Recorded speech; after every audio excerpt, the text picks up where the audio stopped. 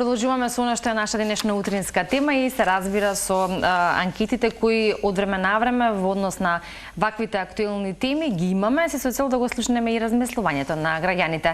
Оние кои што се расположени да ги дадат своите одговори и се разбира нивните размислувања. А за сите кои што не следат од почеток, веќе слушнаа дека зборуваме за нешто што е навистина актуелно, но и информацијата и не е толку добра ако зборуваме за растот на бројот на разводи, да, и она кое што го кажува статистиката веќе неколку години, но и намалување на бројот на склучени бракови. Затоа сметавме дека добро еден психолошки аспект да го објасниме тоа, зошто се случува од година во година ваков раст на разводи, но исто така и зошто јануари и кај нас, но и глобално е статистички прогласен за месец на разводите. Малку повеќе за тоа и подетално за кратко и се разбира во утринската тема со Фики Гаспар, кој што ќе го вклучиме онлайн поради неможноста да пристигне на време заради временските услови, но пред да го вклучиме Фики ја имаме и анкетата која што ни ја направи Софија, па да видиме што на нашите прашања одговорија граѓаните кои што таа ги сретна. Денес има повеќе разводи отколку порано. Па има повеќе разводи. Немам појма. Има, да. Да.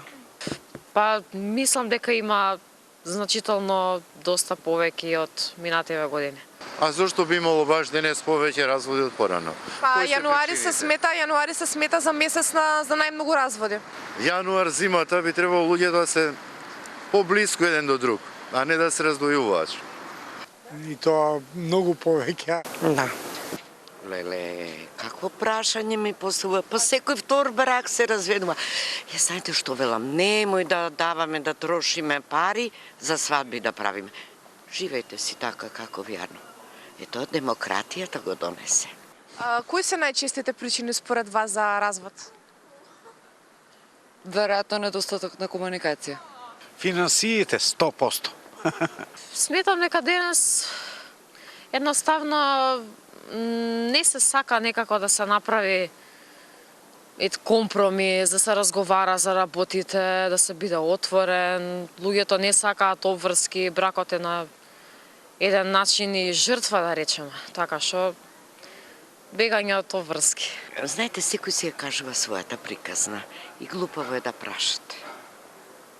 Мислите ќе ви каже искрено?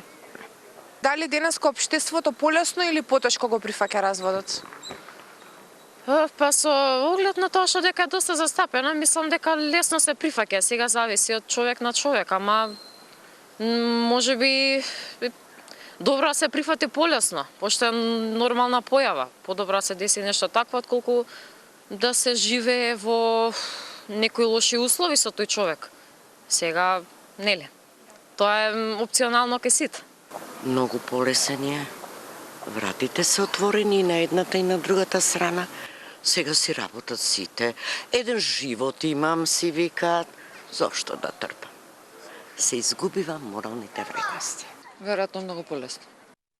Интересни одговори ги слушнавме, односно вам. Секако благодарение на нашата Софија Бислимовски и колегата Наум, секако направивме мала обиколка, токму во центарот на Скопје, па ги слушавме вашите одговори, конкретно за овие статистики кои што велат дека јануари е месецот кога браковите секој пат одат на никакви можеби тестинг програми или лични и кога браковите се преиспитуваат зошто расте и бројот на разводи, тоа беа вашите мислења. Инаку, Кусо пред да го вклучиме нашиот Фики Гаспар, Кусо најдов дека во 2023 во Македонија биле склучени 12.672 бракови, што е намалување од 1,6% спрема претходната година. Бројот на разводи пораснал за 1765 или за околу 9,4%, што е повеќе од 2022.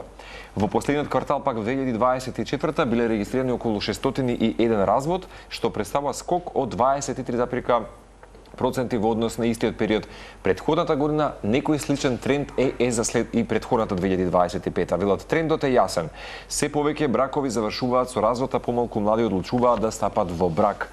Ова укажува на пошироки демографски и социјални промени во нашето општество и заедница. Во Македонија најчесто партнерите, сушност и во овој месец јануари, исто како и во светот, сушност има еден меѓународен тренд, го именуваат јануари како divorce month или месецот на разводи, период кога се поднесуваат најголем број барања за развод веднаш по празничната сезона.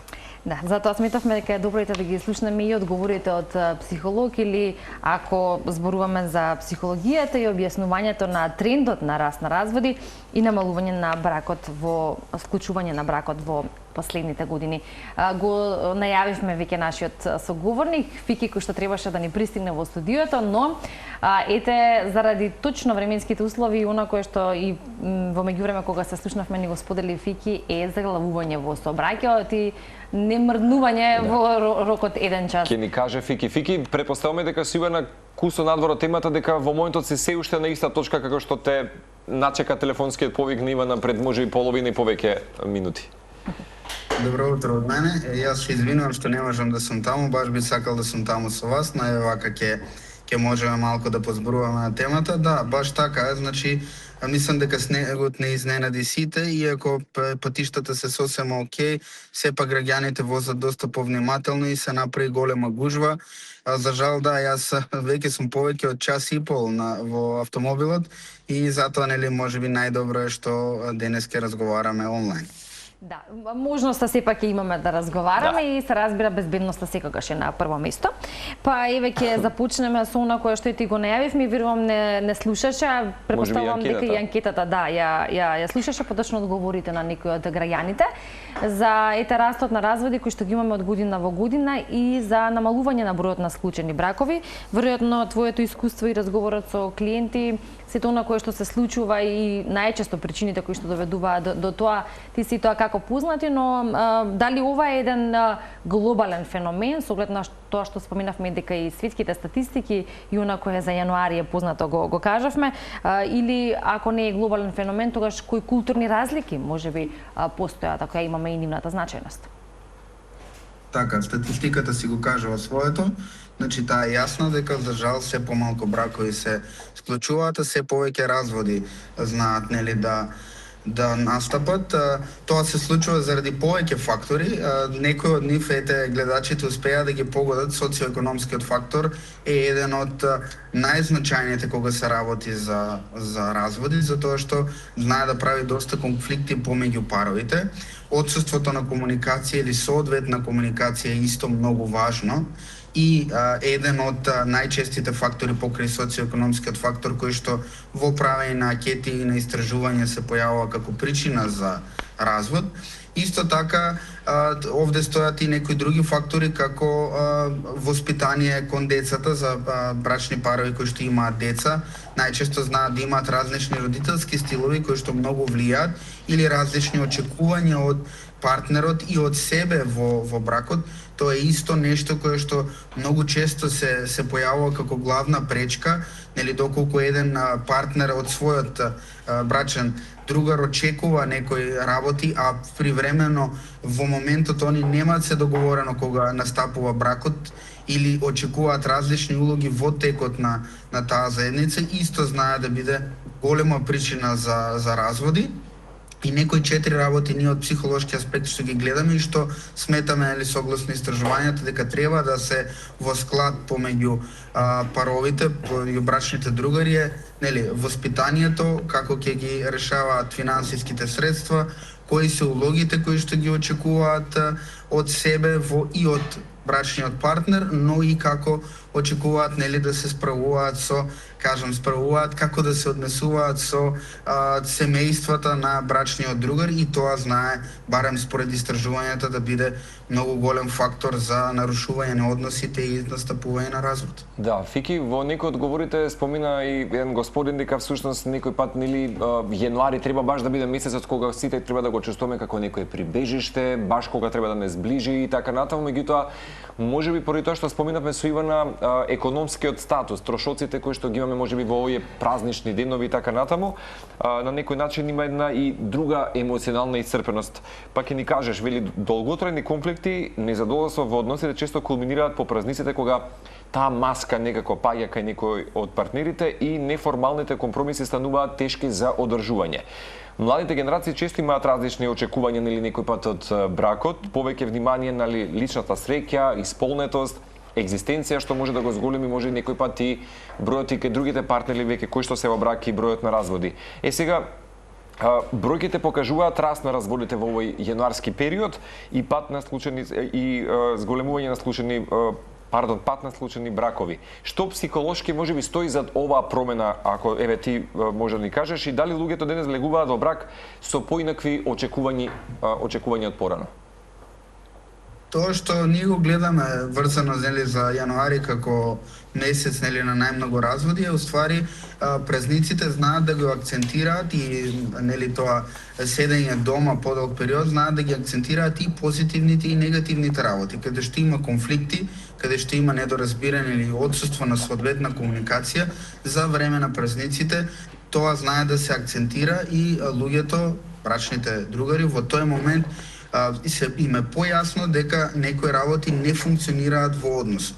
Опцијата е двата брачни другари да сакаат да работат на бракот, значи да влијаат на сами себе и на брачниот другар и заедно да пробат да ги надминат недоразбирањата, но многу често во последно време не толку се дава внимание на надминување на заедничките проблеми или на отсуството на комуникација и се одлучуваат брачните парови да се разделат или во овој случај да побараат развод и баш тие денови кои што ние ги поминуваме дома, кои што се празници наменети за семејството, го акцентираат тој момент на недоразбирање помеѓу брачните другари и затоа секако и социоекономскиот фактор е вклучен овде, затоа што знаеме дека за време на празниците, новогодишните празници, останатите празници, знаеме доста да се исцрпиме финансиски заради тоа што тие се захтевни, но и кажавме времето поминато заедно.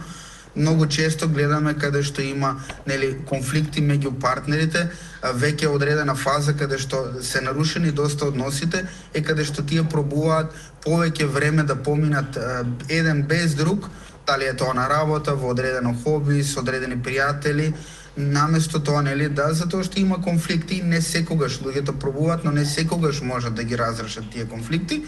И баш во тој момент, во овој месец јануари, заради близината која што е, да кажеме, наметната на некој начин, доаѓа до одлука на еден од брачните партнери или на двата брачни партнери дека време е да се разделат и го почнуваат тој процес на развод. И само уште под прашање, бидејќи знаеме празниците прават баш како што кажавме едно зближување со некои можеби роднини пријатели кои што не секој пат ги гледаме толку често и така натаму, меѓутоа каква улога играат можеби семејните собири, родителите, роднините во зголемување на тензиите во овој период од годината? Може тоа да поттикне дополнително притисок кај партнерите? Да, за жал, тие комплексни релации помеѓу семејствата знаат некогаш да ги нарушат уште повеќе односите. Често се и причина за да дојде до недоразбирање, пошто ако го гледаме семејно системски начинот на кој што функционираат семејствата, секое семејство си има начин, тоа е еден систем кој што функционира и сега мажот или жената кој ќе се одели, кој ќе оформи ново свое семејство, со семејството по потекло, тоа се родителите или бабата, дедото, знаат да се замешат тие моменти на очекување, на различен начин на функционирање. Едни семејства имаат едни правила, едни традиции, друго семејство функционира малку поразлично и затоа е многу важно, како што кажавме, брачните другари пред да стапат во брак да имаат разговарано за сите овие работи и нешто што многу често гледам сега дека психолозите го советуваат и другите советници, верските советници советуваат да брачниот пар се фокусира кон нив, да проба што е помалку можно да има влијание од надворешни ситуации, надворешни ликови, за да може они меѓу нив да си работат на својот брак.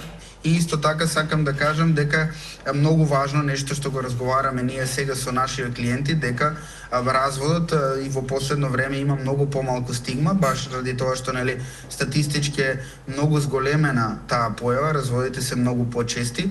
И нешто што гледаме во истражувањето што е многу важно, постои еден вид на функционален развод каде што партнерите се разделуваат на некој си нормален, не толку конфликтен пријателски начин, посебно ако се работи за партнери кои што имаат деца, тоа кооперативно родителство кое што го збориме, каде што по застанување на бракот, улогата на родител не застанува и родителите треба да имаат во предвид дека треба да комуницираат добро, да комуницираат квалитетно и во интерес на децата, за да може да се намалат и сите штетни појави кои што се случуваат кога ќе дојде до развод, поточно кога ќе дојде до негативно влијание и кај партнерите и кај самите деца. И истражувањата, како што кажав, го покажуваат тоа дека ако е функционалниот развод и ако има кооперативно родителство, тогаш тие несакани штетни действија од самиот развод скоро се и непостоечки заради тоа што системот функционира соодветно. Така е, Фики, се тоа кое што го кажавме и го набројавме како причина или фактор кој што влијае за растот на разводи и она кое што се случува во последниве години, меѓу другото е и можеби причина и за намалување на бројот на склучени бракови, заради тоа што кога ќе се погледне статистиката, кога ќе се можеби направи разговор со оние кои што можеби веќе ги завршиле своите бракови, некако се намалува мотивацијата и се зголемува стравото склучување брак, ако зборуваме за оние кои што размислуваат за тоа. Тука ќе го додадеме и стравот од обврска и стравот од губењето на личната слобода, кој што на некој начин можеби е заблуда заради тоа што во не сите бракови се губи личната слобода, напротив, доколку е тоа како што треба, се во еден совршен баланс, но некако веројатно тоа совршенство се паја во сенка или се губи со оглед на причините кои што ги споменавме за развод. Па дали најчесто во соработката, односно при твојата работа и работата со клиенти се споменува токму тоа или се чувствува тоа, стравот кој што го имаат можеби сите оние кои некако несигурно размислуваат за склучување или не склучување брак? Така, Ивана, ова е одлично прашање, нешто што сакав и јас да го додадам. Уствари, тоа што треба да го знаеме е дека луѓето кои што одат кон брак, кои што се во одредена врска, кои што размислуваат во брак, имаат стравови затоа што многу често имаат слушнато или гледано искуство од други брачни партнери кои што поминале неубаво во процес на тоа. Многу често знаеме, ете сега и со разводите, даваат доста тие кои што се разведени и кои што имаат проблеми во однос на развод и во функционирањето моментално, доколку има дете и мора партнерите кои што се биле партнери кои што се разведе да функционираат, многу често даваат негативни искуства кои што они лично ги поминале и затоа овде е многу важно кога еден совет да дадеме, кога луѓето се во одредена врска и се размислуваат за брак, многу е важна таа отворена комуникација. Значи, многу е важно да ние од нашиот брачен другар знаеме што очекуваме, да го пренесеме тоа, значи да му кажеме на партнерот, партнерката дека нашите очекувања за бракот се тоа. И ние можеме да го понудиме тоа што можеме да го дадеме и како замислуваме дека ние како сопруг или сопруга треба да се однесуваме. Кажавме и за воспитанието на децата, многу важно. Значи, ние треба да имаме, не мора да имаме иста родителски стил, но мора да се договориме со брачниот другар како ќе ги воспитуваме децата, за тоа да биде заедничко воспитување, а не да бидат конфликтни тие родителски стилови и да си сметаат едно на друго. И секако финансиите овде се многу важни, значи важно е пред да се стапи во брак луѓето да се договорат. Многу често тоа ние што го гледаме во приватна пракса, кога доаѓаат на брачно советување, кога се пред развод, кога веќе размислуваат за развод или во конфликтни односи, го слушаме тој момент, но јас очекував и мислев дека ќе биде така. Значи, мојот брачен другар ќе ги прави тие работи. А од друга страна, кога разговарате со брачниот другар, ќе видите дека тој имал сосема поразлично очекување за кои се неговите обврски, неговите потреби, како ќе се движат работите. И тоа е најчестиот момент кој што дозволува партнерите да одлучат дека не сакаат повеќе да бидат партнери.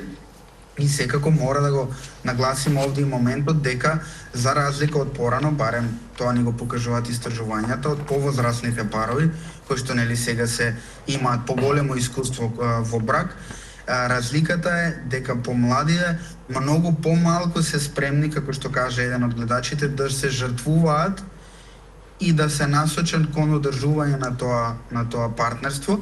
Многу често веќе бракот се гледа како нешто кое што ние ќе го склучиме, но во секој момент имаме слобода да се разделиме и тоа е сосема во ред.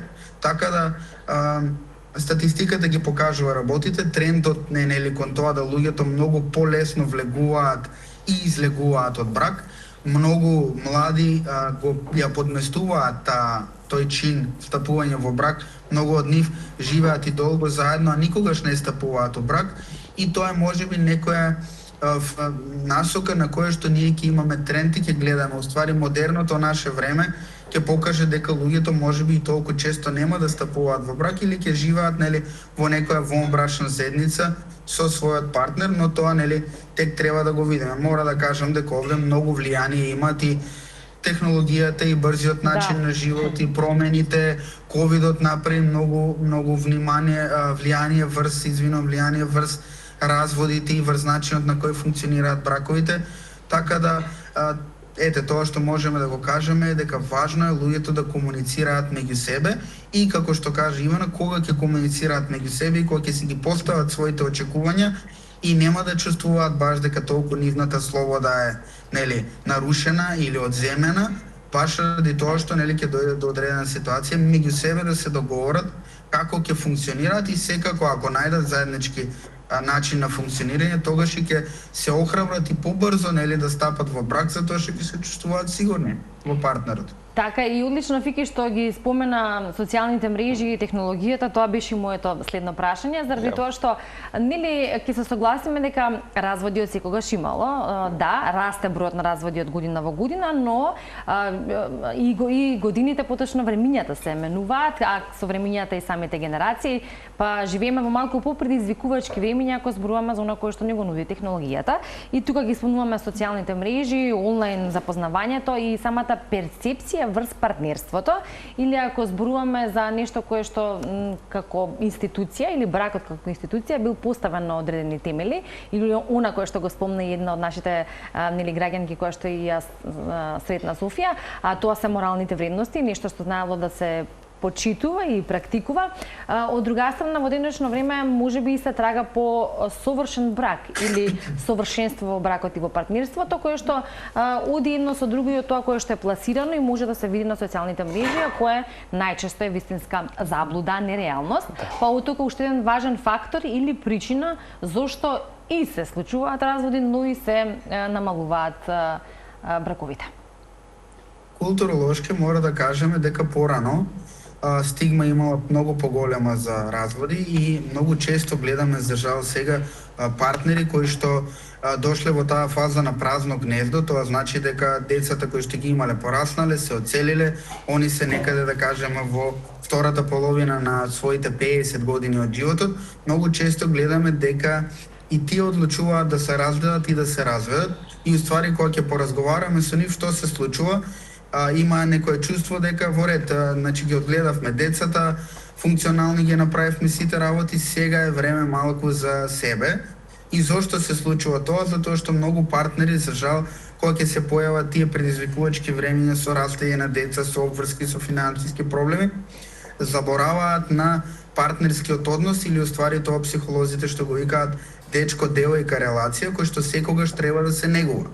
Покрај тоа што во брак се двата партнера имаат и се родители, секогаш треба да се овозможуваат време за себе за да можат да го направат бракот функционален и многу убаво каже Ивана моментот на тоа дека веќе нема толку голема тежина самата брачна заедница, не е толку поврзана со традиција, веќе самите луѓе околу семејството и околу тој пар и полесно го прифаќаат разводот. Многу често порано ќе слушнеме и забрана од страна на семејствата да настапи развод, кој што сега скоро и не се случува. Сигурно има одредени исклучоци каде што исто тоа е така, каде што се семејствата потрадиционални, но порано тоа беше нормата и се очекуваше штом се стапило во брак да нема разводи и многу често гледавме дека дисфункционални бракови знаат да направат многу штета на сите членови, посебно на децата, заради тоа што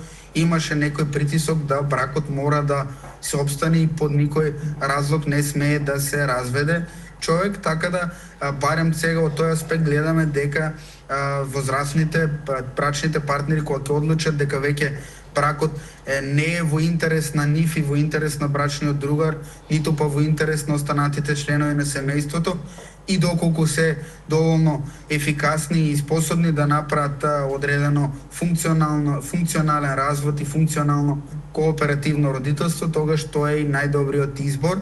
Така да секако индивидуално, и тоа што ние го советуваме е доколку брачните другари се најдат во таква ситуација, поминуваат од потежок период или чувствуваат дека можеби разводот е нешто кое што следува во нивниот однос, најдобро е да се консултираат, да одат на психолошко советување или на психотерапија кај психотерапевт, да видат дали можат заедно да ги надминат недоразбирањата или дека или да се одлучат да се разделат и да стапат да направат уствали развод. Да, Фики, баш ова последно што го нотираше, би сакале напропо да се поврзам и за претходното можеби прашање кое што го имавте и со Ивана, апропо социјалните денеска мрежи и споредувањето на тие совршени животи кои што влијаат врз незадоволството во бракот, бидејќи често пати знаеме да го апострофираме моментот дека споредувањето е најголемиот канцер на душата на човекот. Според можеби твоите искуства, поучено од искуството со твоите клиенти и така натаму, дали знаеме вешто да направиме дистинкција, дали знаат луѓето да разликуваат и кога е вистинска криза на бракот или кога е вистински, пак би рекол, крај на бракот? Тоа би да го споделиме за гледачите. Тоа е секогаш предизвикувачки. Социјалните мрежи доста влијаат на тоа, но не влијаат само на брачните заедници, туку влијаат на општо на се, затоа што сите ние што ги следиме социјалните мрежи, гледаме некоја представа и врз основа на тоа си правиме одредени очекувања. Тоа е и во односи на кариера, во односи на партнерство, во односи на родителство, во сите аспекти. И точно, значи, како што се гледа на социјалните мрежи, каде што не се представени тие вистинските тешкоти и предизвици кои што ги поминува секоја брачна заедница или секој момент на родителство, многу знаат да направат перцепција дека нешто кај нас е несоодветно, зошто кај другите е така позитивно и така срекно. Гледам дека во последно време и социјалните мрежи се трудат, или тие што се креатори на социјалните мрежи се трудат да го представат тој момент дека покрај убавините што се гледаат и позитивното таму сепак има одредена страна на предизвици, но секако таа е многу важна и кога ние разговараме со наши клиенти кога ќе дојдат, дали е тоа брачно советување или еден од партнерите ќе дојде на советување, секогаш ја гледаме индивидуално таа ситуација, земаме одредена анамнеза за состојбата, што се случувало, како се случувало, но и кои се емоциите и чувствата и како се гледаат личностите и што може да очекуваат, како и тоа дека ги советуваме доколку се одлучат да прават одредени промени, што би можеле да очекуваат. Ова е на ниво на искуствено и на статистичко ниво. Секако секој развод е индивидуален, секоја брачна заедница е генерално индивидуално, иако имаат заеднички работи. Така да тоа е нешто кое што најубаво доколку сметаат луѓето дека се во одредена криза, дали таа е развојна криза, пошто постојат и такви кризи кои што се нормални, со текот на животот, или е некоја моментална криза која што не е очекувана. Во тој случај најдобро е да можат да се консултираат и да се советуваат со некој кој што го работи тоа, некој кој што може да им даде професионално мислење од страна за работите, но да им даде и насоки како што можат да променат, надежно кога ќе дојдат клиентите и кога имаат ваква проблематика. Насоката е да можеме да помогнеме со тоа што ќе се задржи заедницата, но доколку не може, во тој случај, доколку се одлучат да настапи развод, секако работиме на психолошките ефекти кои што настануваат во разводот и по разводот, така и како и доколку имаат деца, работиме на тоа да малку ги насочиме како да имаат функционален однос како родители и како кородители, би кажал, до кога веќе ќе настапи разделување на партнерите и веќе нема да имаат таа улога како брачни другари. Во контекст на брачното советување кое што го спомена Фики, јас би прашала од искуство, што можеш да ни споделиш, колку се отворени оние брачни парови кои што можеби се во таква криза за, нели, да кажеме, можност или желбата да се поправи или се задржи бракот, колку се отворени, колку бараат помош и дали од секојдневната пракса или од долгогодишната пракса, всушност резултатот е позитивен кога ќе се има таков интерес или кога ќе има разговор со брачен советник, брачно советување со психотерапевт, со психолог, како и да е. Така. Тешко прашање има, морам да кажам, тежок е процесот, луѓето веќе доаѓаат на советување и на брачно советување кога работите веќе се до тој степен нарушени каде што нели работите тешко се враќаат во нормала. Многу често самото доаѓање на советување е позитивен знак дека еден од партнерите, најидеално е двајцата партнери да сакаат да поработат на односот. Позитивен знак е самото доаѓање затоа што значи нели борба и труд да се подобри ситуацијата во партнерскиот однос, но статистиката за жал укажува дека помала е веројатноста нели веќе кога ќе дојдат на брачно советување или нели центарот за социјална работа има таков момент на мирење кој што нели кога ќе се потпише барање за развод, тие влијаат нели сакаат да постигнат некое подобрување на односите се социјално или да се избегне разводот, но статистиката покажува дека процентите се многу мали каде што луѓето кои што ќе стигнат веќе до таму можат нели да профункционираат и да продолжи тој брак. Нешто што можеме нели да го кажеме е дека како и во сите работи превенцијата е многу важна. Овде превенција мислејќи дека паровите треба да си работат на себе во текот на бракот и на кризите кои што се појавуваат, не да ги занемаруваат и кога ќе дојде ситуација каде што веќе се и оддалечени, каде што веќе се изморени и тешко можат да работат на себе, тогаш да бараат помош. Секако нели доколку побараат помош во таква ситуација, има одлични терапевти кои што го работат тоа и кои што имаат постигнато многу успех, но мораме да кажеме дека многу е потпрено на тоа колку се спремни тие брачни другари да работат на односот и колку сакаат да го подобрат тој однос. За жал, нели, ако едната страна не е спремна на одредени промени или прифаќање на работите, тогаш најчесто сепак завршува со разделување и со развод. Така да мој совет е да сите кои што не мора да дојдат до ситуација да почувствуваат дека да размислат дека можеби сакаат развод, туку доволно е доколку имаат одредена проблематика и не можат функционално да ја решат со партнерот, да побарат стручно мислење и заедно да поработат на тоа, затоа што нели кога гледаме дека партнерите се одговорни према нивниот партнерски однос, стварно резултатите се доста позитивни и односот знае да се изгради и да се стабилизира и да биде нешто квалитетно помеѓу брачните другари. Да, Фики, сосема за крајот, како разводот, ако е доведено до тој момент, може да се направи помалку травматичен, можеби за дечињата, и би те прашал кои навики можеби најмногу го заекнуваат односот кај брачните другари на долг пат, долг однос?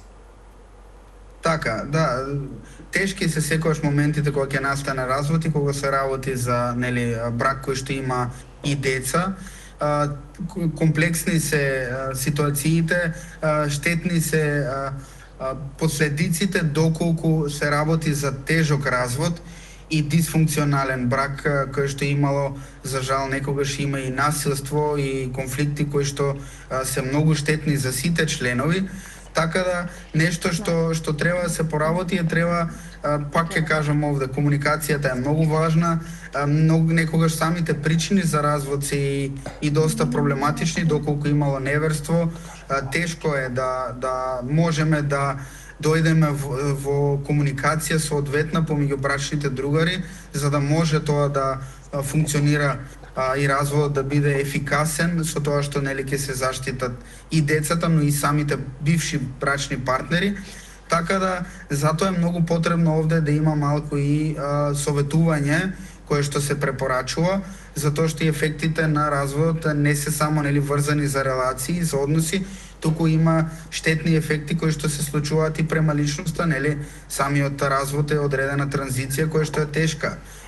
Проблеми на на лична перцепција, опат на самодоверба, промена на улога, значи до сега сме биле брачен другар, сега веќе не сме брачен другар, нели тој момент на разведеност се уште има тежина и се е стигматизиран до некаде, иако е во последно време многу подобро.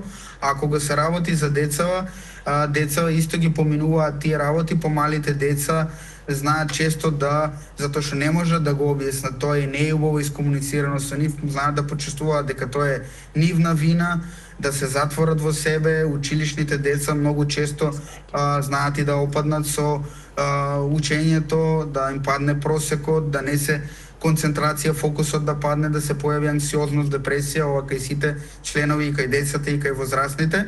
И затоа е многу важно, нели, доколку се одлучи да се направи развод, да се договорат сите тие работи во однос на прво, нели, најважното каде ќе останат децата, како ќе функционираат, но и да имаат брачните веќе, нели, разделени брачни партнери, да имаат разбирање дека е тежок процес за сите страни, да имаат повеќе трпение према брачниот другар, да сваќаат дека процесот е тежок и треба да се луѓето поминуваат низ доста тешки емоционални состојби во тој момент и пак би кажал, мора да се консултираат за да можат полесно да ги надминат и не да ги потиснуваат работите. Тоа ги прави ситуациите многу подобри, а кога се работи за децата да пробат што е можно појасно да искомуницираат, да им дадат до знаење дека не е нивна вина, дека некогаш е нормално партнери да одлучат, нели, да се разделат. Тоа не значи дека, нели, родителската улога нема да продолжи, сепак ќе си бидат родители и да бидат спремни, нели, во текот на животот, нели, деца додека растат и кога се повозрасни, нели, да се среќаваат, затоа што партнерската врска ќе заврши, веќе нема да бидат партнери, но ќе останат цело време во таа родителска улога, кој што па секако ќе ги носи во сусрет, нели, да се среќаваат и да треба да комуницираат. Така да, специфична работа, но во последно време гледаме се повеќе и повеќе дека брачните партнери кои се разделуваат, кои се, нели, во процес на развод и разведени, наоѓаат начин како да искомуницираат, а за жал тие што не наоѓаат се вклучува и Центарот за социјална работа, се вклучуваат и други институции кои што, нели, со цел име да помогнат низ цел тој процес на медијација, нели, разговор помеѓу нив двајца и подобрување на состојбата во интерес на децата. Така е, Фики, долга и широка тема ако зборуваме за последиците, за самата состојба, за тоа што се може да и е причина и што ќе се случува понатаму, како ќе се одвива оваа трансформација и како психологијата, меѓу другото, ќе се прилагодува на тоа. Ти благодариме што ете ова утро, иако не физички, сепак вака онлайн успеавме да го реализираме овој разговор. Сепак, нели, треба да се одвои времето во утринските часови, особено како што велиме и во вакви временски услови, но како наш пријател на утринска на Телма и соработник, верувам дека и нашата соработка ќе продолжи во иднина се со цел да реализираме вакви општествено важни теми и да ги дадеме вистинските совети како што тоа го направивме денес. Да посакаме не импулсивна, туку зрела одлука за сите со кои што можеби во моментот некако се соочуваме со вакви кризи, да ги надминеме пред се. И Фики, уште еднаш голема благодарност од целата екипа на Утринската. Благодарам и јас на вас, се извинувам што не можам да сум таму со вас, но во наредна, нели, прилика ќе се подружиме малку повеќе во живо. Така е, причините се оправдани и сепак успеавме да позборуваме и да реализираме утринската тема. Поздрав до Фики.